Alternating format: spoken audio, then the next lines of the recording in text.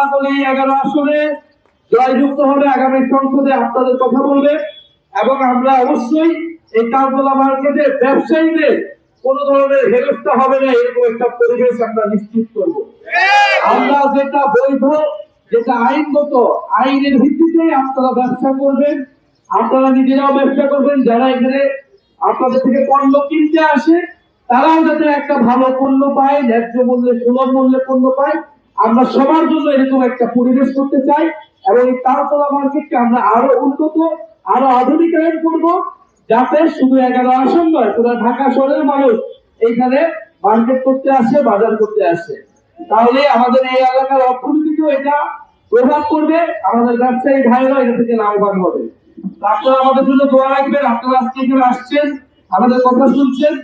যদি আমার সময় নিয়ে আরেকদিন আসতে পারতাম, হয়তো আপনাদের কথা আমরা শুনতে পারতাম। ইনশাআল্লাহ আমরা আবার আসবো এবং আপনারা শাপলাকলির কথা সবাইকে বলবেন, গণভোটে হ্যাঁ ভোটের কথা বলবেন। 2টি ভোট আগামী 12ই ফেব্রুয়ারি বাংলাদেশের ভাগ্য পরিবর্তন করে দিতে পারবে, বাংলাদেশকে সামনের দিকে নিয়ে যাবে, পরিবর্তন এবং সংস্কারের দিকে নিয়ে যাবে ইনশাআল্লাহ। যদি আপনারা সবাই 12ই ফেব্রুয়ারি সকাল সকাল ভোট কেন্দ্রে উপস্থিত হন।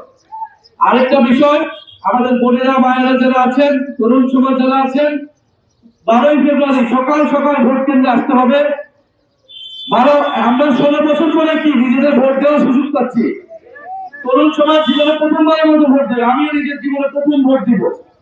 ফলে এই ভোট কেউ যদি ভোট চুরি করতে চায়, কেউ যদি ভোট কেন্দ্র দখল করতে চায়, তাহলে ইনশাআল্লাহ আমরা শক্ত হাতে প্রতিহত করব।